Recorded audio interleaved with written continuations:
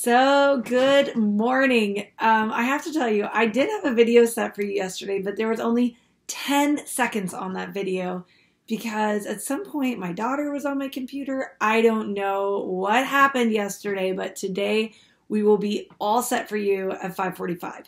So and I am always going to stream it live on Facebook and on Instagram. But right now, YouTube has locked my ability to stream.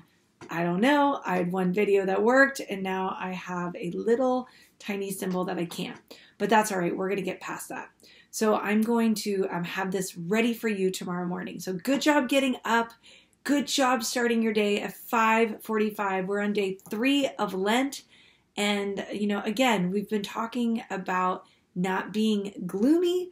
We've been talking about being our best version of ourselves, really striving to grow in our faith, grow in, the areas that we need to grow in.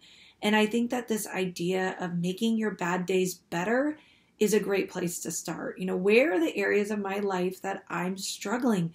And let's be honest, it's usually your bad day. Is your bad day your first thought of the day? And I'm telling you, there were years of my life that my first thought was super negative. Like, I do not want to get out of bed. Why do I have to get out of bed at this time? What do I really have to do today? And I would start rearranging my schedule like I'm sitting at my desk looking at my day timer. And what I was doing is I was eliminating important things, such as I really don't need to get up and have morning prayer. I really don't need to get up and get my work done so that I have time to exercise. I really don't need to get up and unload the dishwasher before the kids eat so that it's a really quick cleanup in the kitchen. Like that usually, when I do that, that usually happens in that very first thought of my day. The other thing is like how you wake up makes a big difference. I actually am using the same alarm clock from 5th grade. Believe it or not, John and I have been using my same alarm clock. Now, we had a CD player at one time and a phone charger and an iPod charger, but we've just gone back to my simple little alarm clock, and we wake up to the radio. But what I realize is even the station that I wake up impacts, am I happy? At Christmas time, we wake up to Christmas music, and at one point my husband's like, this stuff just puts me to sleep. It's so calming. So, just choosing the kind of music. Well, how do I want to wake up? That's really important. Now, I love Saint Escriva, Jose Escriva, because he's the one that taught me the heroic moment.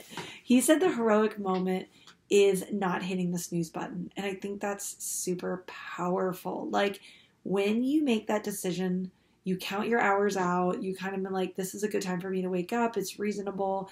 I don't have, little babies that have cut me up all night, which I don't have in my house anymore. That decision making and not hitting the snooze button is a little act of mortification. And that's why we're rising at 5:45. That's why we're starting our day, or whenever you start your day and you listen to this. The point is, let's make it a great day. With that, when we think about our morning thoughts, we don't hit that snooze button. We lastly need to choose joy, because there are going to be a lot of things that go wrong, a lot of things that can definitely annoy us, like I just talked about. And for me, choosing joy begins in that very first thought. A friend of mine and I, who's on who does my Instagram live at this time, we both say to each other almost every single day, choose joy.